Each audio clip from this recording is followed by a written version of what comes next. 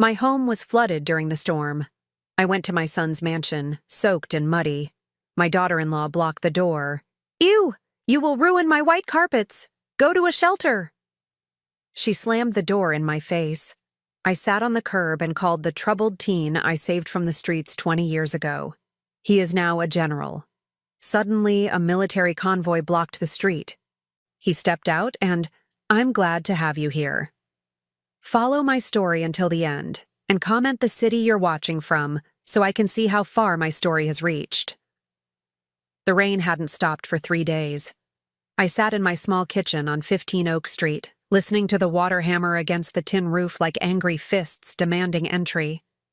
At 68, I'd weathered many storms, but this one felt different. The meteorologists on the radio kept using words like unprecedented and catastrophic, and for once, they weren't exaggerating. I pulled my threadbare robe tighter around my shoulders and sipped my morning coffee, trying to ignore the brown stain spreading across my ceiling. The leak had started yesterday, but I'd convinced myself it would hold until the storm passed. I'd been wrong about many things lately. The framed photograph on my kitchen table caught my eye. Marcus in his military dress uniform at his promotion ceremony last year. Even at 39, he still had that boyish smile that had melted my heart 20 years ago when he was just a lost 16-year-old with nowhere to go. Next to it sat another frame, Ruben's wedding photo from 11 years ago, his arm around Brixton in her $15,000 dress. The contrast between the two young men I'd raised couldn't have been starker. A sudden crash from the living room made me jump, sending coffee splashing across the table.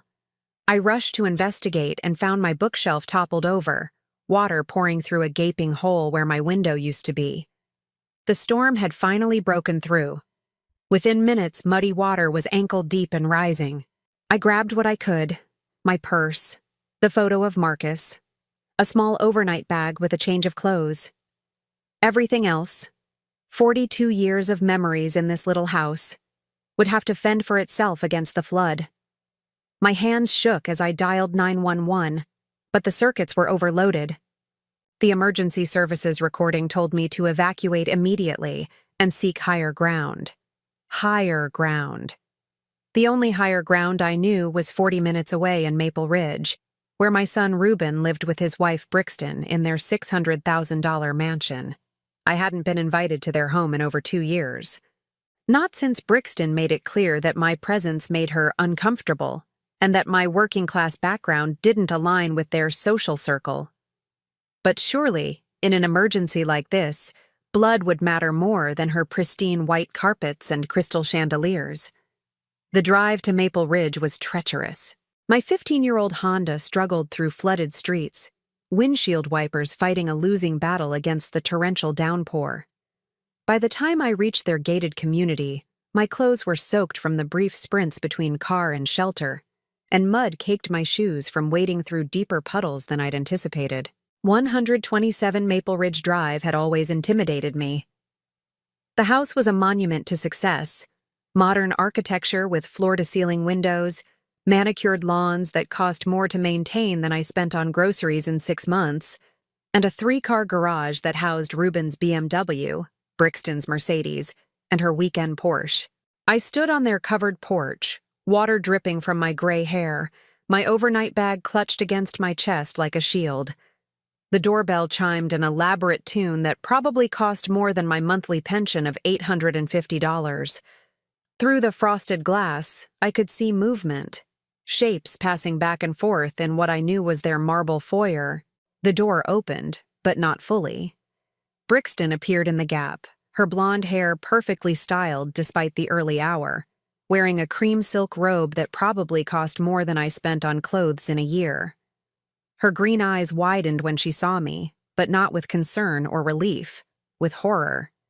"Oh my God," she breathed, her voice carrying that particular tone of disgust usually reserved for finding something unpleasant on the bottom of your shoe. "Denise, what are you doing here?" "My house flooded," I said, trying to keep my voice steady despite the way she was looking at me. "I need somewhere to stay until—" "No." The word came out sharp and final. "Absolutely not. I blinked, certain I'd misheard. Brixton, I just need… Look at you. She gestured at my soaked clothing, my muddy shoes, the way water was still dripping from my hair onto her pristine porch. You're filthy. You'll ruin my white carpets. Do you have any idea how much those cost? $15,000. I can take my shoes off, I offered weakly, but she was already shaking her head. It's not just the shoes, Denise. You're completely soaked. You smell like flood water and mold. I just had the house professionally cleaned yesterday. She wrapped her robe tighter around herself, as if my presence might contaminate her by proximity. That's when Reuben appeared behind her. My son, 42 years old, successful in his insurance business, the boy I'd raised alone from the age of 3 after his father died. The child I'd worked double shifts for, sacrificed my dreams for, put through college by cleaning offices at night and serving coffee during the day. Mom? He looked confused, as if finding his mother on his doorstep during a natural disaster was somehow unexpected. What's going on? Your mother wants to come inside, Brixton said, her voice dripping with disdain. She's soaking wet and muddy and wants to drip all over our house. I watched my son's face, waiting for him to tell his wife that of course his mother could come in, that family came before carpets, that there would always be room for me in his home. I waited for him to remember all the nights I'd sat by his bedside when he was sick, all the sacrifices I'd made so he could have better than I did. Instead, he looked at Brixton, then back at me, his expression uncomfortable but resolute. Mom, maybe it would be better if you went to a shelter. The Red Cross has set up at the community center downtown. The words hit me like a physical blow. A shelter. He was suggesting that his 68-year-old mother, who had raised him alone and given him everything, should go to a homeless shelter rather than mess up his wife's expensive floors. Reuben, I whispered, my voice breaking. It's just until the water recedes, a few days at most. Brixton stepped closer to him, her hand possessively on his arm. Honey, we have the Hendersons coming for dinner tomorrow night. You know how important that contract is for your business. We can't have this disrupting our plans. This, she called me this, like I was some stray animal that had wandered onto their property. I'm sorry, Mom, Reuben said, not meeting my eyes. Brixton's right. We have obligations. Obligations. Not to me, apparently. Not to the woman who had given up her chance at happiness to ensure he had everything he needed. Not to the mother who had worked her fingers to the bone so he could afford college, so he could marry a woman like Brixton, so he could live in a house like this. Please, I tried one more time, hating how desperate I sounded. I don't have anywhere else to go. There's the Red Cross shelter, Brixton repeated, already starting to close the door. They'll take care of you. That's what they're there for. Or maybe you could call that boy you used to help, Reuben added, as if struck by sudden inspiration. What was his name? Marcus. Doesn't he live around here somewhere? The boy I used to help. As if Marcus had been some casual charity case instead of the son of my heart, the young man who still called me every week, who still sent me flowers on Mother's Day, who had never forgotten what I'd done for him. You can't just leave me out here, I said. But the door was already closing. Good luck, Denise, Brixton called through the narrowing gap. I hope you find somewhere appropriate. The door closed with a soft click that sounded like thunder in my ears. I stood there for a long moment, staring at the brass nameplate that read The Holbrooks, water dripping from my hair onto the expensive slate tiles beneath my feet. Slowly, I turned and walked back to my car, each step heavier than the last. The rain had intensified, if that was possible, and by the time I reached my Honda, I was shivering uncontrollably. I sat in the driver's seat, engine running for warmth, and stared back at the house where my son lived. Through the large front window, I could see them moving around inside, Reuben already back to his normal routine, Brixton probably checking her precious carpets for any sign of contamination from my brief presence on their porch. Neither of them looked outside to see if I'd driven away safely. Neither of them cared. I pulled out my phone with trembling fingers. There was one number I could call. One person who had never failed me, never turned me away, never made me feel like a burden. The boy who wasn't my blood, but had become my son in every way that mattered. Marcus answered on the second ring, his voice warm and concerned. "Mom, is everything okay? I've been worried about the flooding in your area." Mom. He called me Mom, something my biological son rarely did anymore. "Marcus," I said, and then I couldn't say anything else. The words stuck in my throat like broken glass. "Where are you?" His voice sharpened with alarm. "Are you safe? Is your house okay?" "No," I whispered. "Nothing's okay." I didn't tell him about Reuben and Brixton. I couldn't bear to voice their cruelty, to make it real by speaking it aloud. I just gave him the address where I was parked and asked if he could help me find somewhere to stay. "Stay right there," he said, and I could hear movement in the background, the sound of him mobilizing. "Don't move. I'm coming to get you." As I waited in my car, rain hammering the roof like an angry percussion section, I thought about the two sons I'd raised.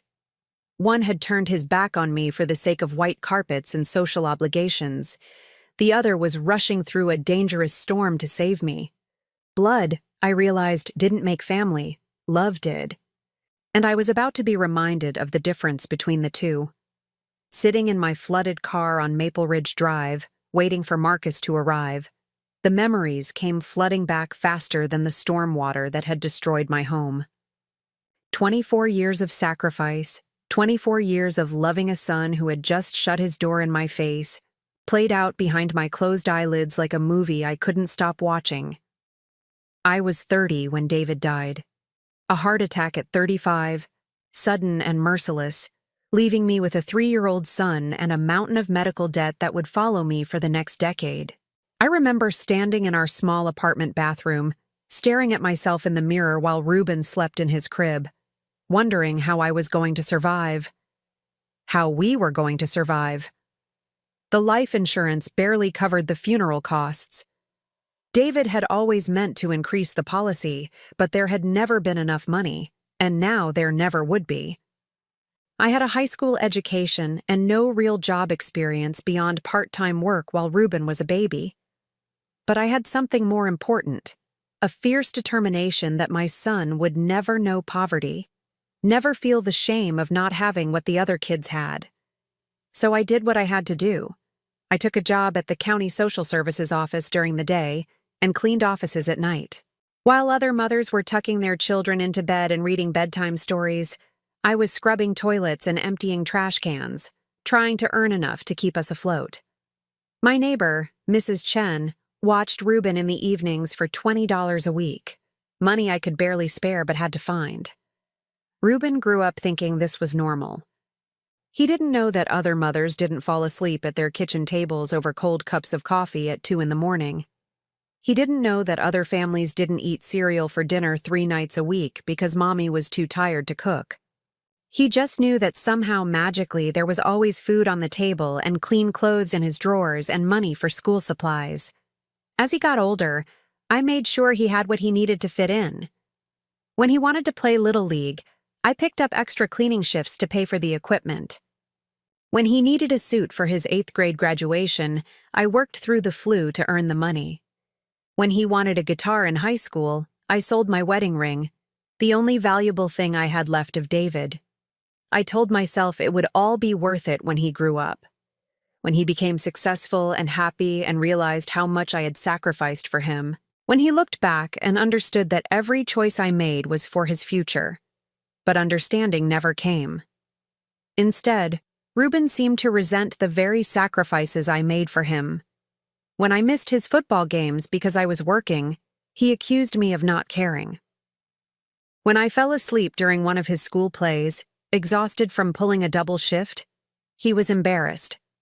When I couldn't afford to take him on expensive vacations like his friends' families, he acted ashamed of our modest lifestyle. "Why can't you be like Jimmy's mom?" He asked me once when he was 14. "She comes to everything. She volunteers at school. She actually cares about what we do. I wanted to tell him that Jimmy's mom didn't have to work 2 jobs to keep the electricity on. I wanted to explain that I cared so much I was literally working myself into the ground to give him opportunities. But 14-year-old boys don't understand sacrifice. They only understand absence. The breaking point came when Marcus entered our lives. It was 2004, and Ruben was 21, away at college on the partial academic scholarship I'd helped him earn by paying for tutoring and test prep courses. I was working as a social worker by then, finally having earned my degree through night classes that took me 8 years to complete. The pay was better than cleaning offices, but the work was harder in different ways. Marcus Donovan was 16 when he was assigned to my caseload. A ward of the state, he'd been bounced between foster homes since he was 8, each placement ending in failure and disappointment. His file was thick with reports of running away, skipping school, minor theft charges, and what the system politely called behavioral issues. When I first met him in my office, he slouched in the chair across from my desk like a caged animal looking for the nearest exit. His dark hair hung in his eyes, and his clothes were clean but too small, the universal uniform of a kid who'd outgrown what little he had. But it was his eyes that got to me. They held the same wary sadness I'd seen in the mirror 21 years earlier, the look of someone who had learned not to expect much from the world. "So," he said before I could introduce myself, "which group home are you sending me to this time?" "Actually," I said, closing his file and leaning back in my chair, "I was wondering if you'd like to come to dinner." He stared at me like I'd spoken in a foreign language. "What?" "Dinner at my house. Tonight. I make a decent meatloaf, and I have a spare bedroom that's just collecting dust." "Lady, you don't even know me." "I know enough," I said, and somehow I did. I knew what it felt like to be alone and scared. I knew what it meant to have the world turn its back on you when you needed help most. I knew what one person's kindness could mean to someone who had given up hope. That night, Marcus sat at my small kitchen table and ate 3 helpings of meatloaf while I told him about my house rules. Curfew at 10 on school nights, homework done before TV, no drugs or alcohol, and mutual respect always. He nodded along, clearly expecting this arrangement to last maybe a week before something went wrong, and he was back in the system. 3 weeks turned into 3 months. 3 months turned into a year. Slowly, cautiously, Marcus began to trust that this was real. He brought his grades up from failing to honor roll. He started talking about the future, maybe college, maybe the military. He helped with dishes without being asked and learned to do his own laundry. Most importantly, he smiled. Really smiled. Not the bitter, defensive smirk he'd worn like armor when we first met. When Ruben came home for Christmas break that first year, he was furious to find someone else living in our house. "Who is this kid?" he demanded, as if Marcus couldn't hear him from the next room. "Why is he here? Where am I supposed to sleep?" "Marcus is staying in the den for now," I explained. "You can have your old room, of course." "But why is he here at all? This is supposed to be our home." Our home, as if Ruben had contributed anything to the mortgage payments or utility bills. As if he had any say in what I did with the space I worked so hard to maintain. "He's here because he needs somewhere to be," I said simply, "just like you did when you were little." "That's different. I'm your real son." The words hung in the air between us, ugly and hurtful. From the den, I heard the soft sound of a door closing, Marcus giving us privacy for this family argument that he wasn't supposed to be part of. "Marcus is part of our family now," I said firmly. "He's been here almost a year, and he's earned his place." "By doing what?" "He's just some delinquent you picked up out of pity." That's when I lost my temper. 21 years of biting my tongue, of making excuses for Ruben's selfishness, of hoping he would mature into someone kinder than he was showing himself to be, all came pouring out at once. "Marcus helps with grocery shopping," I said, my voice shaking with anger. "He painted the fence this summer without being asked. He noticed when I was getting sick last month and made me soup. He listens when I talk about my day and asks how I'm feeling. When was the last time you did any of those things? Ruben's face flushed red. I don't have time for that stuff. I'm in college. I'm building my future. The future I'm paying for, I reminded him. The future I'm working 60-hour weeks to make possible. Nobody asked you to do that. You're right, I said quietly. Nobody asked. I did it because I love you. Just like I'm helping Marcus because I love him too. Ruben stormed out that night and didn't speak to me for 3 months. When he finally called, it was to tell me he'd met a girl named Brixton and was thinking about proposing. He didn't ask for my blessing or opinion. He was informing me, the way you might tell someone about changing your phone number or moving to a new apartment. Meanwhile, Marcus thrived.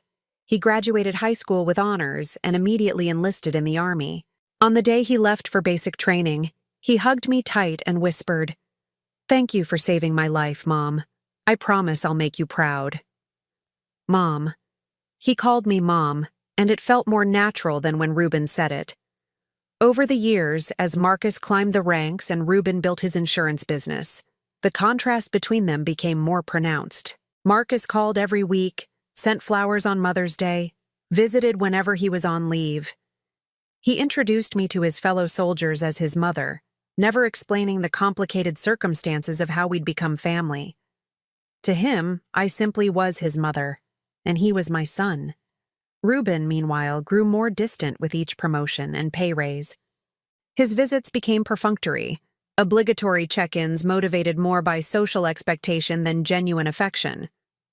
When he married Brixton, I could see the calculation in her eyes as she assessed my value to their social aspirations.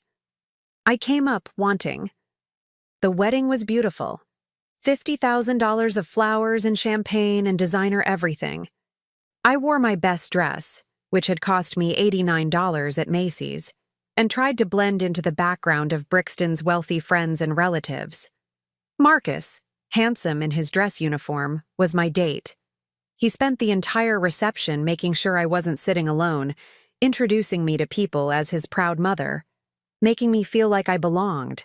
Brixton's mother cornered me by the dessert table and asked, in a voice that could have cut glass, "So you're the one who raised that nice soldier boy? How wonderful that you gave him a chance."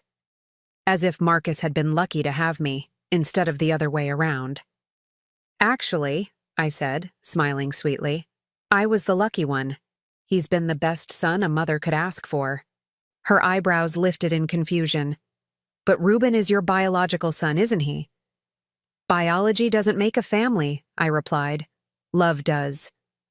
Now, sitting in my car in the storm, I understood how prophetic those words had been.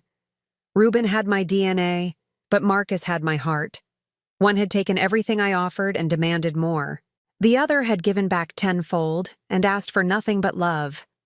Through my rain-streaked windshield, I could see Ruben and Brixton moving around inside their warm, dry mansion, probably already forgetting about the wet, inconvenient mother they'd turned away.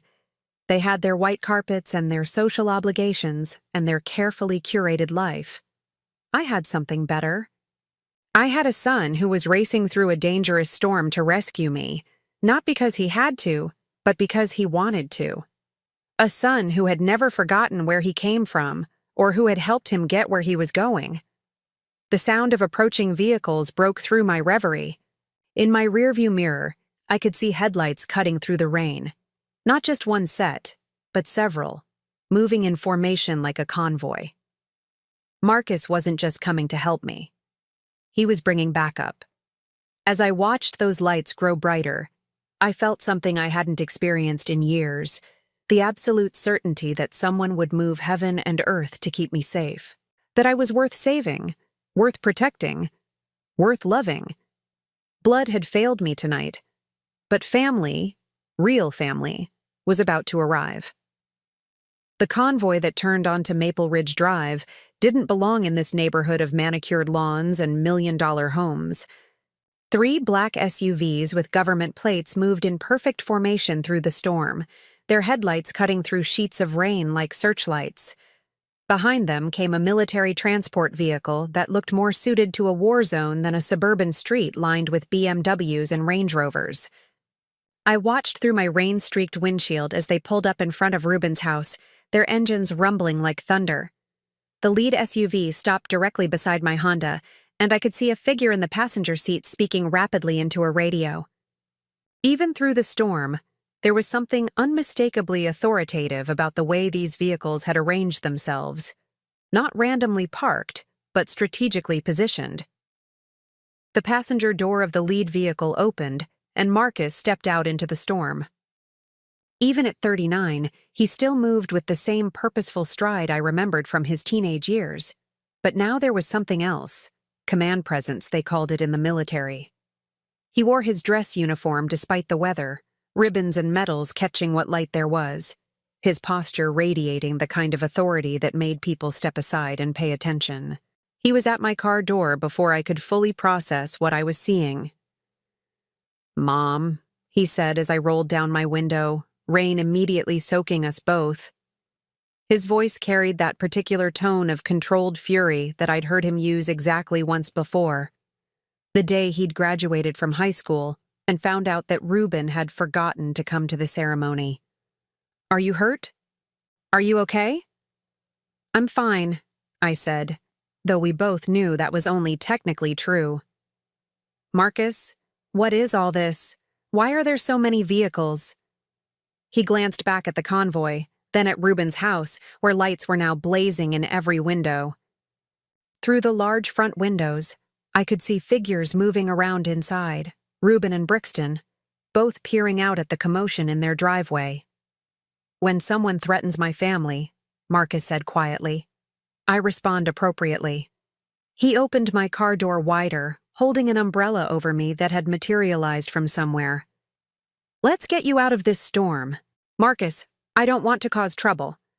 "The trouble has already been caused," he said, and there was steel in his voice that I'd never heard before, by people who should have known better. As I stepped out of my car, I became aware of the other soldiers who had emerged from the vehicles. 6 of them, all in dress uniform despite the weather, all standing at attention in the rain, as if this were some kind of formal ceremony instead of a family emergency. Their presence was both comforting and slightly overwhelming, like having my own personal army. "General Donovan," one of them approached Marcus with crisp military precision. "The perimeter is secure. Should we proceed with the extraction?" Extraction. As if I were a diplomat being rescued from hostile territory instead of an elderly woman seeking shelter from a storm. "Thank you, Colonel Martinez," Marcus replied with the same formal tone. "Escort Mrs. Harrison to the command vehicle. Full honors." Full honors. For me. I felt tears mixing with the rain on my cheeks as Colonel Martinez offered me his arm, with the kind of respect usually reserved for dignitaries and heads of state. As we walked toward the lead SUV, I caught sight of movement in Ruben's house. The front door had opened, and my son was standing in the doorway, his expression a mixture of confusion and growing alarm, as he took in the military convoy that had transformed his quiet street into something resembling a government operation. Brixton appeared beside him, her silk robe replaced by a hastily thrown-on sweater and jeans. Even from a distance, I could see her mouth hanging open as she stared at the uniformed soldiers, the official vehicles, the unmistakable aura of federal authority that had descended on her perfectly ordered world. "Marcus," I said, as Colonel Martinez helped me into the SUV. "They're watching." "Good," he replied, his voice carrying across the space between us and the house. "Let them watch." The interior of the SUV was warm and dry, equipped with communication equipment that looked like something from a spy movie. As I settled into the leather seat, I caught sight of Marcus walking deliberately toward Ruben's front door, his stride measured and purposeful. The other soldiers formed a loose formation behind him, not threatening exactly, but unmistakably present. Through the SUV's bulletproof windows, I watched my biological son and the boy I'd rescued from the streets face each other for the first time in over 3 years. The contrast was stark. Reuben in his expensive casual clothes, soft around the middle from comfortable living, versus Marcus in full military regalia, his bearing radiating the kind of quiet authority that came from years of command responsibility. "Reuben," Marcus said, and even through the glass and rain, his voice carried with parade ground clarity. "We need to talk." My son looked past Marcus to the convoy, to the soldiers, to the undeniable display of power that had materialized in his driveway. "What? What is all this about? Why are there military vehicles in my neighborhood?" "Because your mother needed help," Marcus replied with devastating simplicity. "And when family needs help, you provide it." Brixton stepped forward, and I could see her trying to regain some semblance of control over the situation. "Now listen here. We don't know who you think you are, but you can't just show up at our house with all these people, and—" "I'm General Marcus Donovan, United States Army," Marcus interrupted, his voice cutting through her protest like a blade. "And the woman you turned away in a storm is my mother." The word mother hung in the air like a challenge. I watched Reuben's face cycle through several emotions: surprise, confusion, and what might have been recognition of just how badly he had miscalculated this situation. "Your mother?" Brixton's voice had risen to a pitch that probably disturbed dogs in the next county. "She's not your mother. You're not even related to her. You're just some charity case she took in." The silence that followed was deadly. I could see Marcus's jaw tighten, see the subtle shift in posture that every soldier in the convoy probably recognized as a prelude to engagement. When he spoke again, his voice was quiet, controlled, and absolutely terrifying in its calm. "Ma'am, I'm going to give you one opportunity to reconsider that statement." "It's the truth," Brixton shrieked, apparently too panicked to recognize the warning in his tone. "She's not your real mother. You're nobody. Some street kid she felt sorry for. This whole military parade is ridiculous over some old woman who—" She never got to finish the sentence. Marcus took one step forward, and his voice, when it came, carried the full weight of his rank and authority.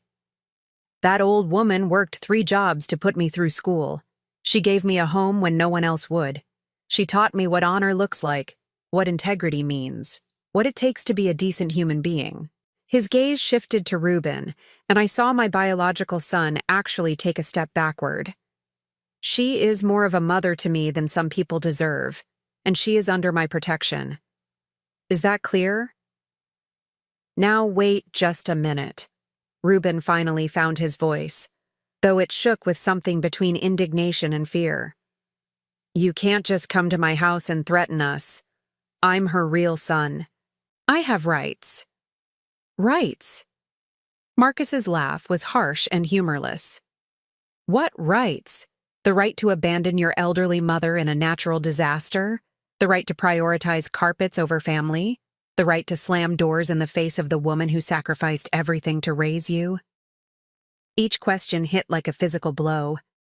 I watched Reuben's face crumble as the reality of his actions was laid out in stark, undeniable terms. It wasn't like that," Reuben stammered. "We have obligations, social commitments.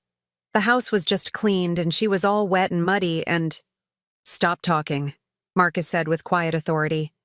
"Every word you say makes this worse." Colonel Martinez appeared at Marcus's side, speaking in a voice loud enough for everyone to hear. "General, we've located suitable temporary housing for Mrs. Harrison.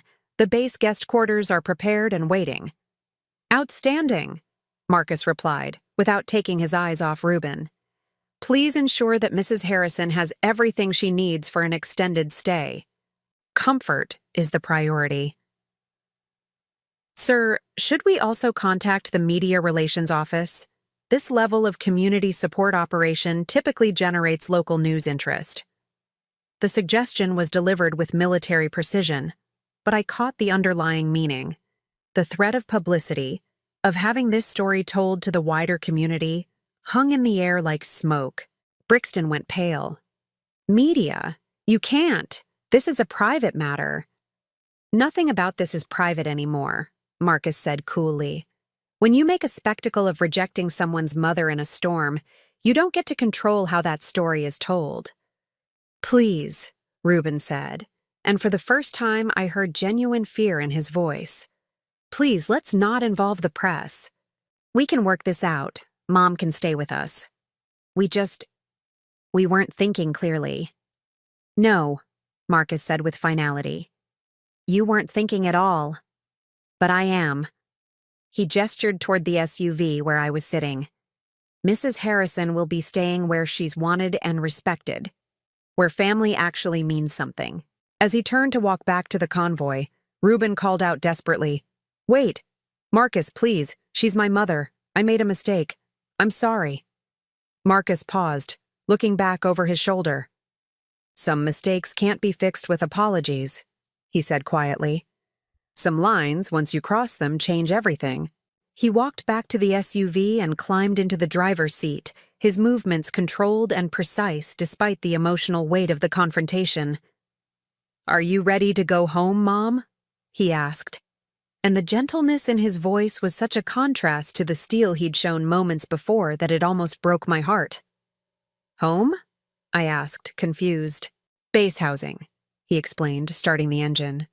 "It's not much, but it's warm and dry and safe, and nobody there will ever make you feel unwelcome." As we pulled away from Reuben's house, I looked back to see my biological son standing in his doorway, watching us leave. Brixton was nowhere to be seen, probably inside, assessing the damage to her social standing and calculating how to minimize the fallout from this very public display of their cruelty. The convoy moved through the streets with the same precision it had arrived with, and I found myself thinking about the two sons I'd raised. One had wealth and status and a beautiful home, but when tested, had failed spectacularly. The other had built a life of service and honor, and when his family needed him, had moved heaven and earth to provide protection. "Marcus," I said as we drove through the storm toward Fort Harrison, "you didn't have to do all this. The convoy, the soldiers, the official response. I would have been fine with just you." He glanced at me in the rearview mirror, and I saw the boy I'd rescued 20 years ago alongside the man he'd become. "Mom, when someone disrespects you, they disrespect me.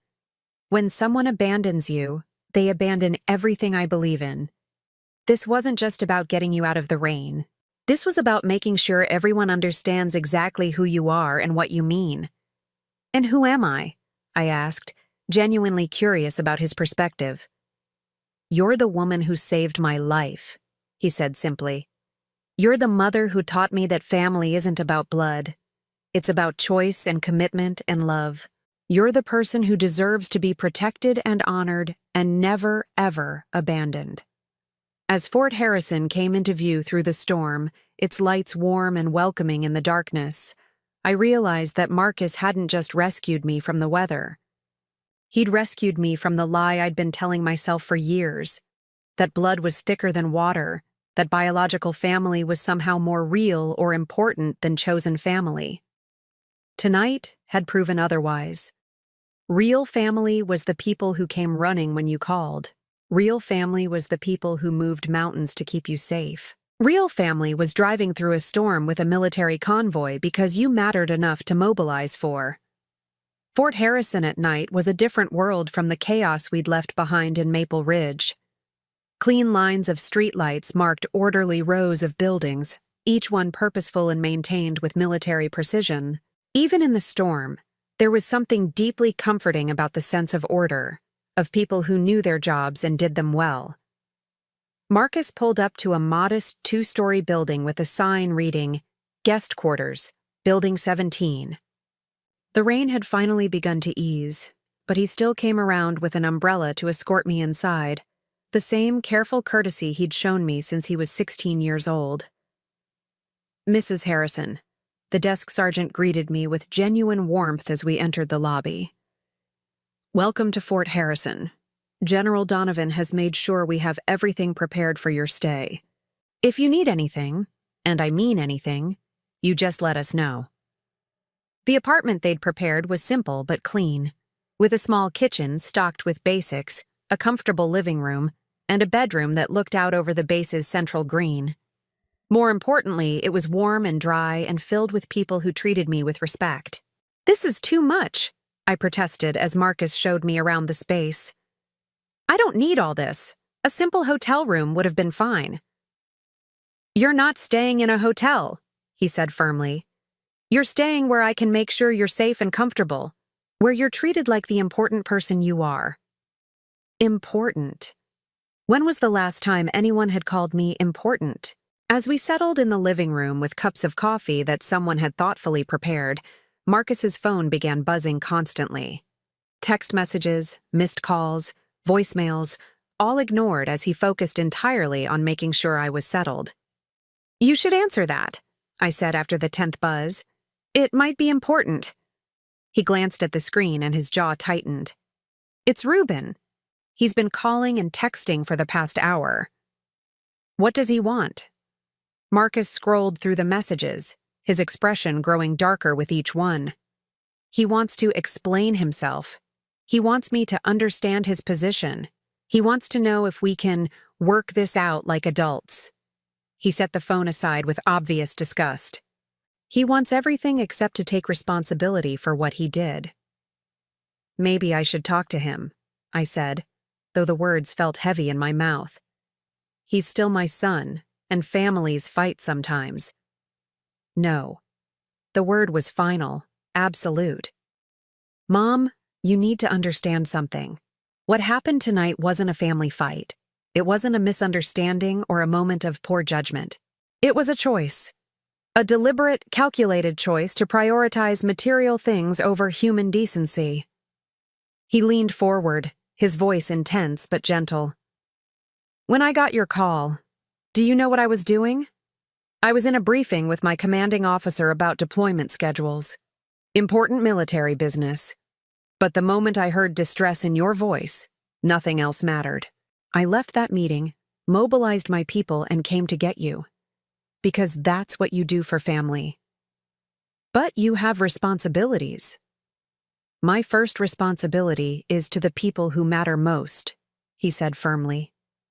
"You taught me that. You showed me what real love looks like by putting my needs above your comfort for years. Tonight, I got to return that favor." His phone buzzed again, and this time he answered it with obvious irritation. "What?" Even from across the room, I could hear Ruben's voice, high-pitched with panic and desperation. Marcus listened for maybe 30 seconds before cutting him off. "No, Ruben. We're not doing this. You made your choice when you left our mother sitting in a flooded car in a storm." His voice was cold, professional, the tone of someone used to dealing with difficult situations. "You chose your wife's carpets over your mother's safety.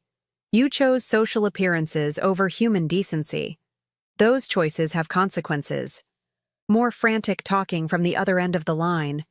Marcus's expression never changed. "I don't care about your explanations," he continued. "I don't care about your excuses. I care about results. And the result is that when your mother needed help, you failed her completely." "Marcus, please." I could hear Ruben's voice clearly now, desperate and pleading. "Let me be very clear about something," Marcus said, his voice dropping to a register that probably made enemy combatants reconsider their life choices. "Mrs. Harrison is under my protection now, permanently. Any further distress caused to her will be considered a personal attack on me and handled accordingly." "What does that mean?" Ruben's voice was shaking now. "It means you had your chance to be her son, and you threw it away. It means she deserves better than someone who sees her as a burden or an embarrassment. It means that as far as I'm concerned, she only has one son now, and it's not you." The silence on the other end of the line was deafening. "Marcus," Ruben said finally, his voice barely a whisper, "you can't just take my mother away from me." "I'm not taking her anywhere," Marcus replied with devastating calm. "You threw her away. I'm just making sure someone catches her who knows her true value." He ended the call and immediately blocked the number, his movements quick and decisive. "Was that too harsh?" he asked me. though his expression suggested he already knew the answer. I thought about it carefully, weighing years of disappointment against this one moment of being truly protected and valued. "No," I said finally. "I don't think it was harsh enough." Over the next few days, as I settled into life on base, the full scope of what Marcus had done began to reveal itself. It wasn't just about providing me with shelter. It was about surrounding me with a community that understood respect and honor, and taking care of your own. Colonel Martinez's wife, Elena, stopped by with homemade soup and an invitation to join the Officers' Wives Book Club. Sergeant Major Johnson introduced me to his mother, who was visiting from Montana, and within an hour we were swapping stories and sharing photos like old friends. The base chaplain checked in to make sure I had everything I needed, both practically and spiritually. For the first time in decades, I was part of a real community. People who included me in conversations, who asked for my opinions, who seemed genuinely interested in my thoughts and experiences. It was intoxicating and heartbreaking at the same time. Intoxicating because it felt so good, heartbreaking because it highlighted just how alone I'd been for so long. Marcus checked on me every morning before his duties and every evening afterward. We established a routine of dinner together when his schedule allowed, and slowly I began to understand the man he'd become. Not just his military achievements, though those were impressive enough, but his character.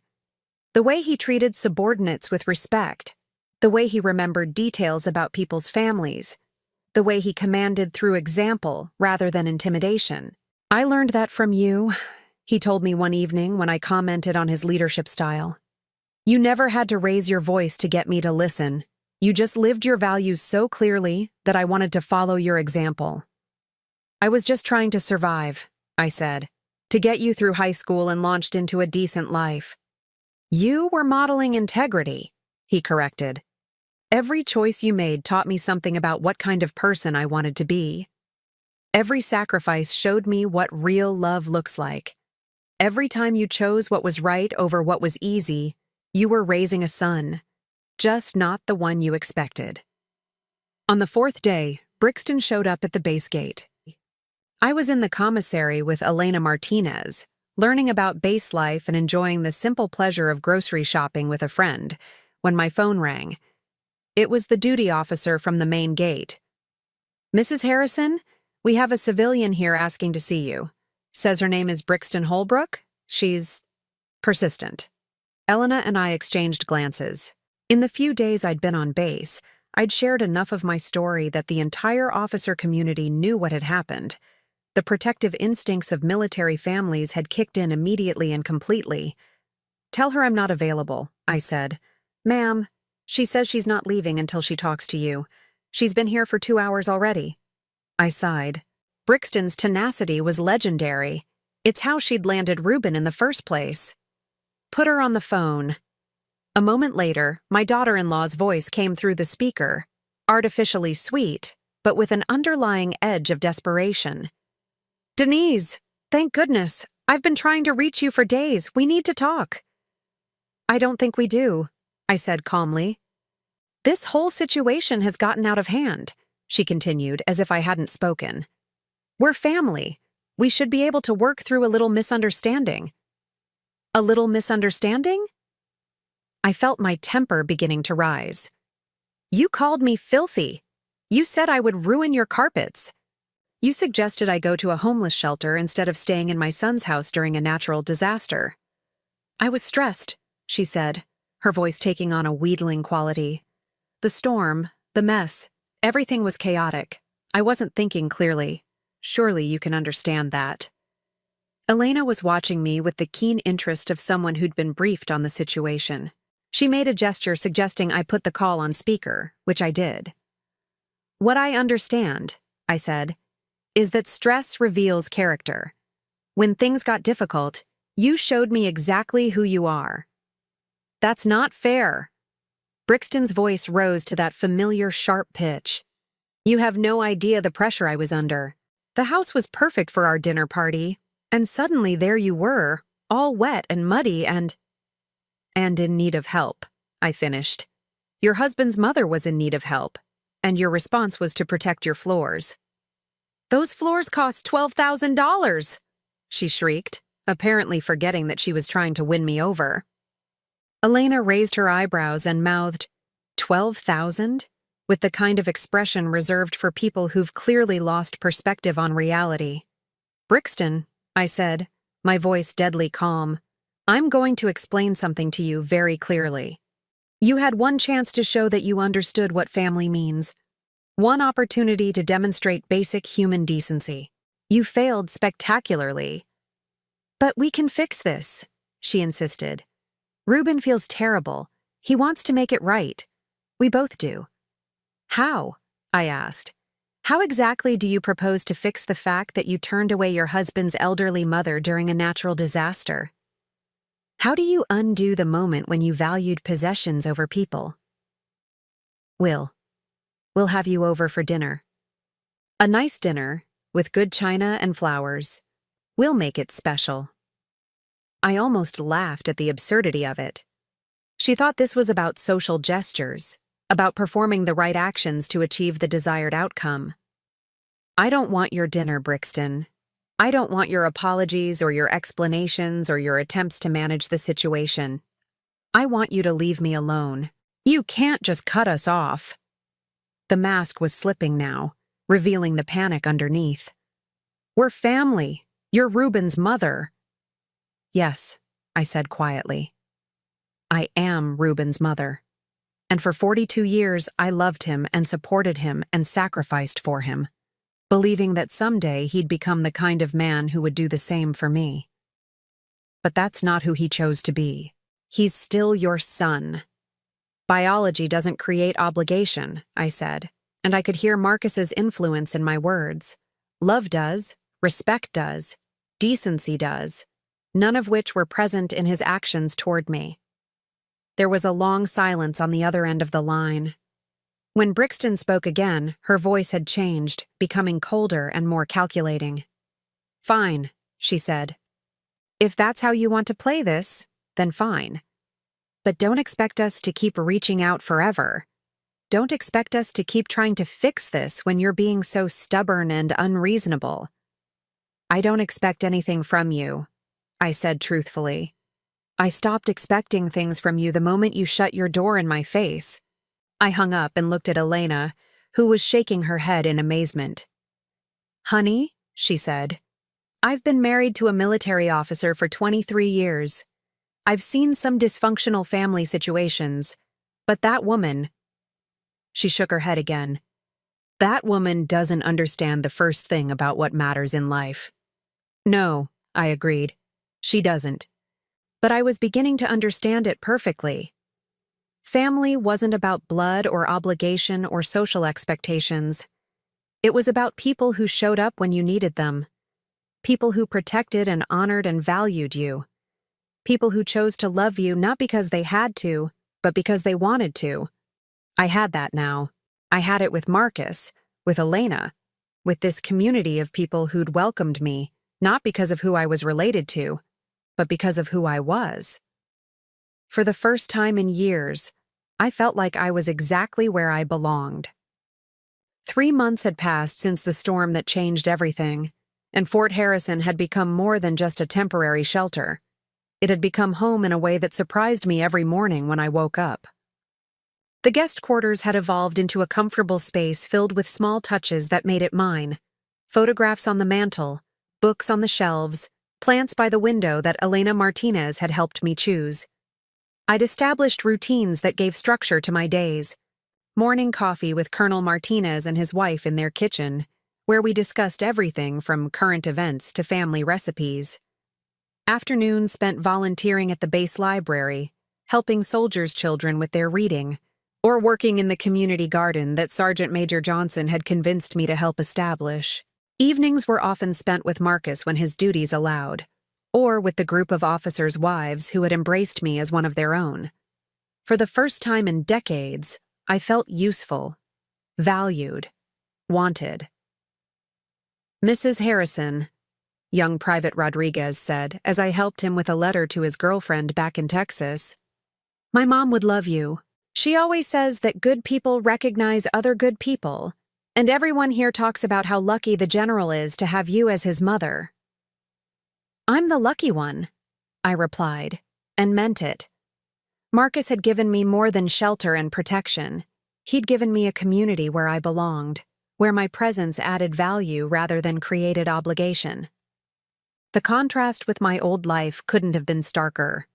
No more walking on eggshells around Brixton's moods.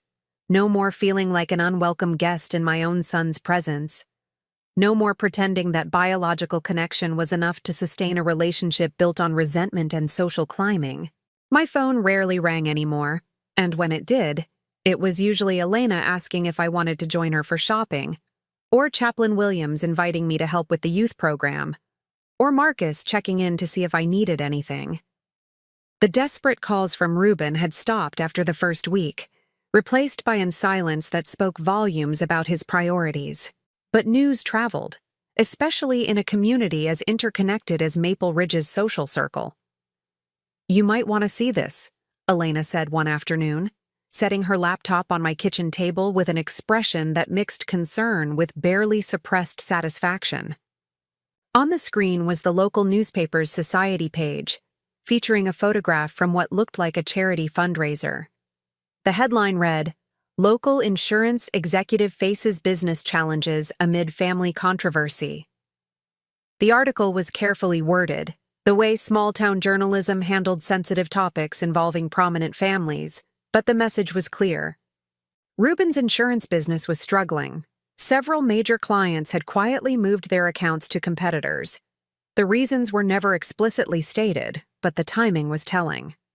It seems, Elena said carefully, that certain influential people in the community have strong feelings about how family members should treat their elders.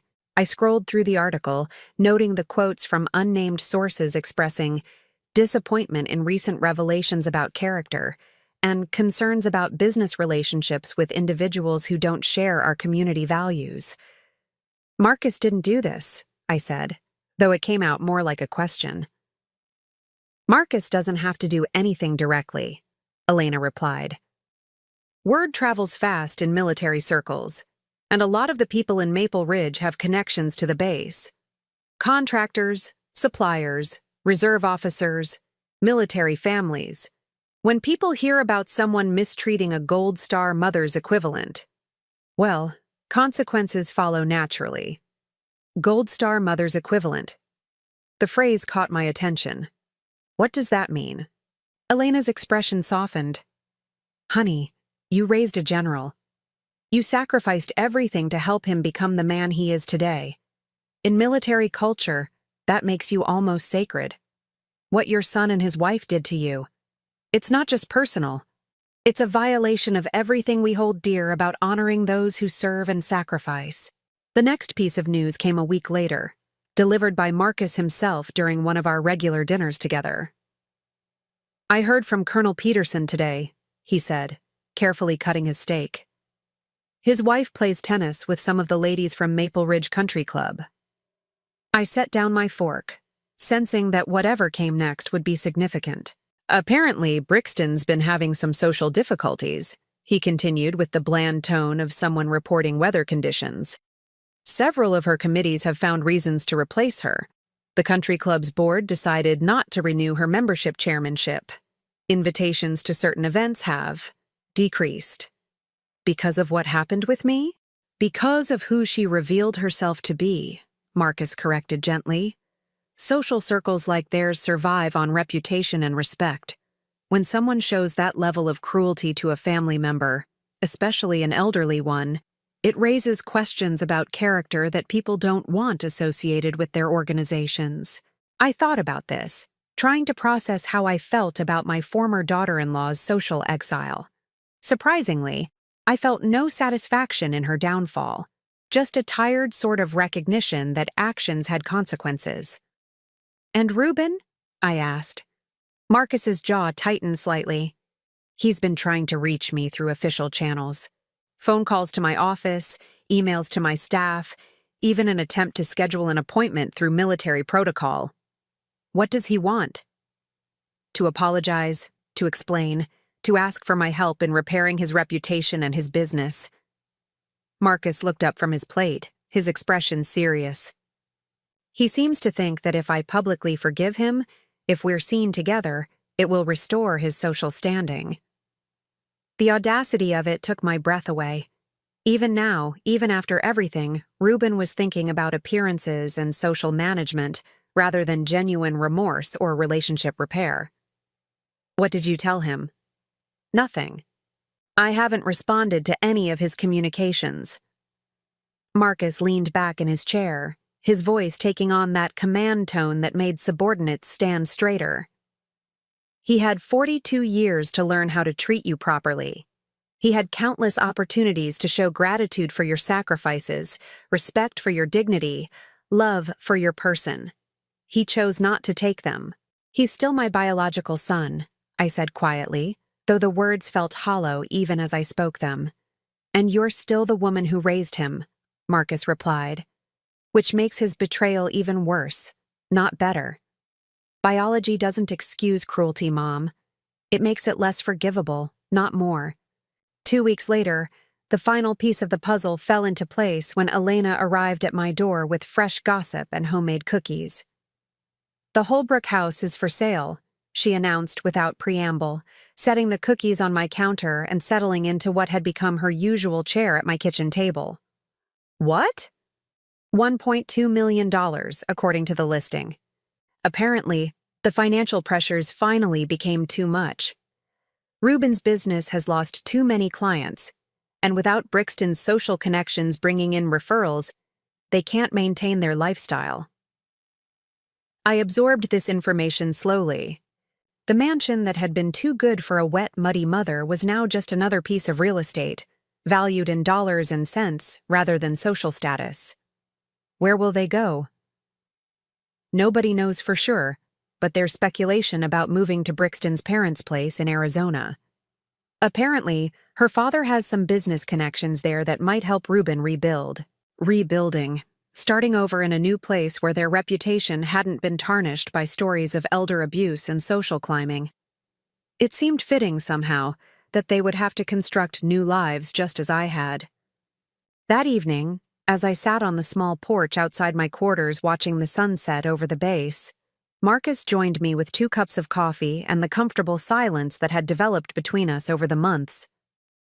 Elena told you about the house, he said eventually. It wasn't a question. Yes. How do you feel about it? I considered the question carefully, examining my emotions like items in a suitcase, making sure I understood what I was carrying. Sad, I said finally. Not for them, exactly, but for what we could have been.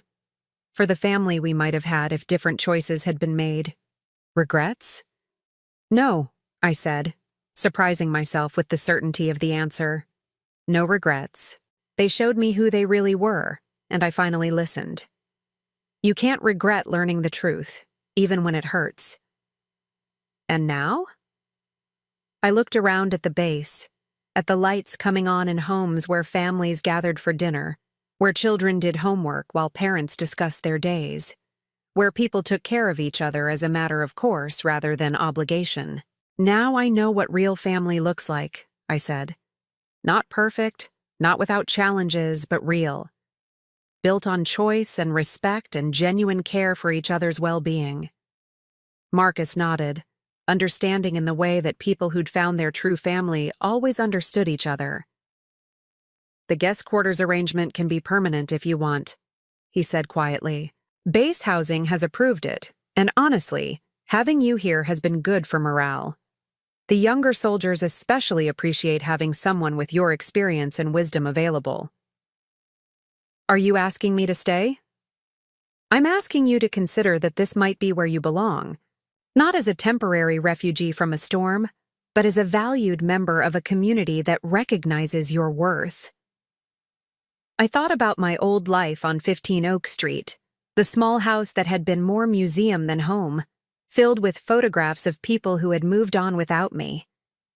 I thought about the loneliness that had characterized most of my days, the careful management required to maintain relationships built on duty rather than affection. Then I thought about the past 3 months.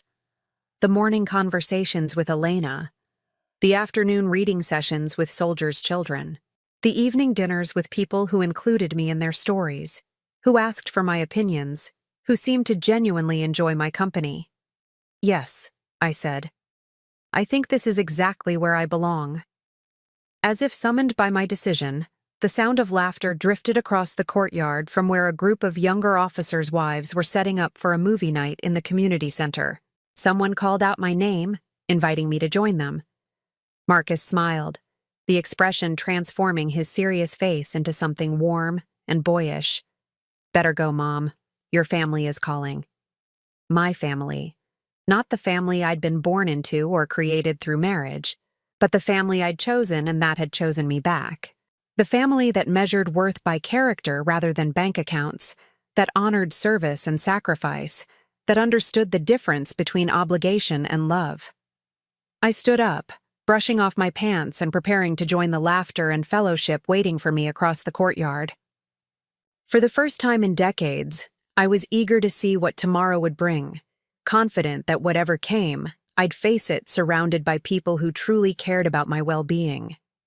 The storm that had destroyed my house and revealed my son's true character had also led me to the place I was meant to be. Sometimes the worst things that happen to us clear the way for the best things we never knew we needed. As I walked toward the community center, toward the sound of women's voices welcoming me into their circle, I realized I was no longer Denise Harrison, the lonely widow who cleaned up other people's messes and accepted scraps of affection from ungrateful relatives. I was mom to a general, friend to a community, and finally, exactly where I belonged. 1 year after the storm that changed my life, I woke up in my permanent home on Fort Harrison, feeling something I hadn't experienced in decades. Genuine contentment. The morning sun streamed through my bedroom window, illuminating the collection of photographs that now decorated my dresser. Not just old memories of people who'd moved on, but new ones. Marcus in his dress uniform at his latest promotion ceremony. Elena and me at the base's harvest festival. The reading group I'd started for soldiers' children, all of us grinning over a particularly funny book. These weren't duty photos or obligation snapshots. They were evidence of a life being truly lived, surrounded by people who chose to include me in their joy. I made my morning coffee in the kitchen that had become perfectly organized around my routines, then settled at the small table where I'd begun writing in a journal. Something Elena had suggested during one of our conversations about healing from family trauma. Sometimes, she'd said, you need to write down your own story so you can see clearly how far you've traveled. Today's entry would be different from the others, because today marked exactly 365 days since Reuben and Brixton had slammed their door in my face. Today, I wanted to record not just what had happened, but what it had taught me about the difference between family and relatives, between love and obligation, between settling and thriving. Before I could begin writing, my phone rang. Elena's name appeared on the screen, though it was earlier than our usual check-in time. "Good morning, sunshine." Her voice came through warm and slightly mischievous. "I have news that you're either going to find very interesting or completely irrelevant, depending on how much you still care about your former life." "What kind of news?" "The kind that proves the universe has a sense of justice. Are you sitting down?" I laughed. "Elena, I'm 69 years old and drinking coffee in my kitchen. Where else would I be?" "Fair point. Okay, so you remember how Reuben and Brixton moved to Arizona to live with her parents and start over?" Vaguely. It was true. Their departure from Maple Ridge had registered as a distant piece of information, like news about acquaintances rather than family. Well, apparently starting over is more difficult than they expected when your reputation follows you. Brixton's father is a prominent businessman in Scottsdale, very connected to the social scene there. Was connected anyway. I set down my coffee cup, sensing a longer story coming. "It turns out," Elena continued, "that the story of what they did to you made it to Arizona ahead of them. Military families talk, and Phoenix has a huge veteran population." when word got around about how they treated a Gold Star mother equivalent. Let's just say the reception wasn't warm. Elena, I'm not a Gold Star mother. That's for women who've lost sons in service. Honey, you raised a general from nothing. You sacrificed everything so he could serve his country with honor. In the eyes of the military community, you're family. And what your son did to you was an insult to everything we value about supporting those who serve. She paused, and I could hear the satisfaction in her voice as she prepared to deliver the rest of the news. Brixton's father's business partners included several retired military officers. When they heard the story, they made it clear that anyone who would treat their own mother that way wasn't someone they wanted to do business with. One by one, deals fell through. Contracts got canceled. Social invitations dried up. I found myself thinking of Brixton, always so concerned with appearances and social standing, finding herself persona non grata in yet another community. But instead of satisfaction, I felt only a tired recognition that people eventually face the consequences of their choices. There's more, Elena continued. Apparently, the stress of the social and business failures put a strain on their marriage. Brixton filed for divorce last month. The papers cited irreconcilable differences, but according to my sources, she blamed Reuben for their downfall. Said that if he'd been man enough to stand up to his mother instead of letting her ruin their lives, none of this would have happened. The irony was breathtaking. Even in divorce, Brixton was blaming me for consequences that stemmed directly from their own cruelty. She got the house in Arizona, what's left of it after the legal fees, Elena continued. Reuben is apparently working as a claims adjuster for someone else's insurance company now. Middle management? Nothing fancy. Living in a one-bedroom apartment and driving a 10-year-old car. I absorbed this information, waiting to feel something. Vindication, perhaps, or at least some small satisfaction that justice had been served. But all I felt was a profound sense of distance, as if Elena were telling me about strangers rather than people who had once been central to my life. How do you feel about all this? Elena asked, echoing my own internal question. Honestly, I feel nothing. Not happy about their troubles, not sad about their situation, just nothing. They're not part of my life anymore. That's probably the healthiest response, she said approvingly. You've moved on to better things. After I hung up, I sat at my kitchen table for a long time, thinking about the concept of moving on. A year ago, I would have been devastated to learn that my son was struggling, would have felt compelled to reach out and offer help despite how he'd treated me. The old Denise would have made excuses for his behavior and found ways to blame herself for his failures. But the old Denise had been a woman who accepted crumbs of affection and called them love, who confused duty with care, who believed that biological connections created obligations that couldn't be broken no matter how badly she was treated. The new Denise, the woman I'd become in this community that valued and respected me, understood something the old version hadn't.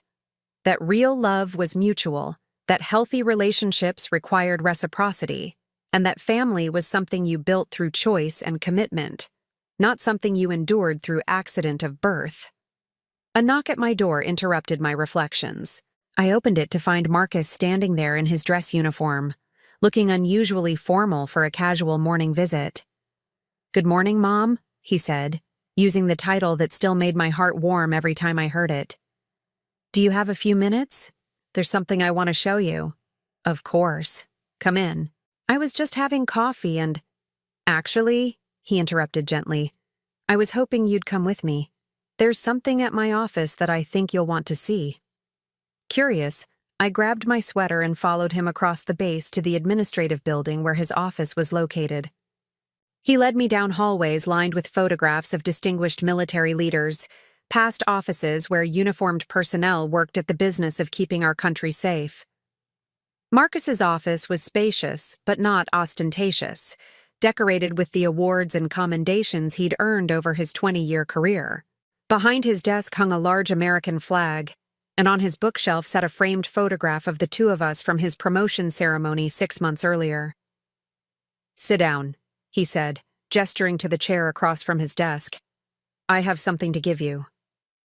He opened a drawer and pulled out an official-looking document, thick with legal language and bearing several official seals. As he slid it across the desk to me, I could see his hands were slightly unsteady with what might have been nervousness. "What is this?" I asked, though I was already scanning the header that read, "Certificate of Adoption, State of Texas." "It's making things official," Marcus said quietly. "Making legal what's been true in our hearts for 20 years. I'm adopting you as my mother, formally and permanently." I stared at the document, at the careful legal language that would transform our chosen family relationship into something recognized by law and government. Marcus Donovan was officially requesting to adopt Denise Harrison as his legal mother, despite the fact that he was 39 years old and perfectly capable of managing his own affairs. "Marcus," I whispered, my voice breaking, "you don't have to do this. We both know you're my son in every way that matters. A piece of paper won't change that." "You're right," he said, coming around the desk to kneel beside my chair. "It won't change how I feel about you or how you feel about me, but it will change how the world sees us. It will make sure that if anything ever happens to me, you'll be legally recognized as my next of kin. It will give you access to my military benefits, my survivor benefits if needed. Most importantly, it will make a public, official statement that you are my family, chosen and claimed and permanent." Tears were streaming down my face now, 20 years' worth of gratitude and love overflowing at once. "But your biological family—" "What biological family?" he asked with gentle firmness. "The parents who gave me up to the state when I was 8? The relatives who never once asked how I was doing in foster care? You're the only family I've ever had that mattered." I looked down at the document again, at the official seals that would transform our relationship from emotional reality to legal fact. In the space marked "Reason for Adoption," someone had typed, "To formalize the existing family relationship between parties based on 20 years of mutual love, support, and commitment." "The paperwork is already filed," Marcus continued. "The court date is next month. Judge Patterson, who handles military family cases, says it's one of the most heartwarming petitions she's ever seen. An adult child formally claiming his chosen mother. What will this mean practically? It means that legally, officially, permanently, you are my mother and I am your son. It means your last name can become Donovan if you want it to be. It means that when I retire from the military, my benefits will support both of us. It means that no one, not Reuben, not Brixton, not anyone, can ever again question your place in my life or my place in yours." I held the document to my chest, overwhelmed by the magnitude of what he was offering. Not just legal protection or financial security, but something far more valuable. The official recognition that love and choice could create bonds stronger than blood. That family was something you built, rather than something you were born into. "There's one more thing," Marcus said, returning to his desk and opening another drawer. "Something I've been saving for the right moment." He pulled out a small velvet box, the kind that usually held jewelry, and placed it on the desk between us. 20 years ago, you gave me a home when no one else would. You saw potential in a broken, angry kid that everyone else had written off. You loved me through my worst moments and celebrated my best ones. You taught me what it meant to be part of a real family. I opened the box with trembling hands. Inside was a pendant, a simple silver circle engraved with the words, "My son, my choice, my pride," and the date of his high school graduation. "I had this made after I got my first promotion," he said. "I've been carrying it around for years, waiting for the right time to give it to you. Today feels like that time." As he fastened the chain around my neck, I felt the weight of the pendant settle against my chest, right over my heart. It was tangible proof of something I'd known but never fully believed I deserved, that I was loved not out of obligation, but out of choice. "Marcus," I said, my voice steady despite the tears, "I need you to know something. The night of the storm, When Ruben turned me away, I thought my world was ending. I thought I'd failed as a mother, failed as a person, failed at everything that mattered. He waited, giving me space to find the words. But I was wrong. My world wasn't ending. It was beginning. Real life, real family, real love was finally starting. Everything before that night was just preparation for this moment, for this life, for this family we've built together. So you'll sign the adoption papers? I'll sign them, I said, but not because I need legal protection or financial security. I'll sign them because I want the whole world to know what we both already understand, that you are my son, I am your mother, and nothing will ever change that. 6 months later, I stood in Judge Patterson's courtroom wearing my best dress and the pendant Marcus had given me, watching as she made our family official with the stroke of a pen.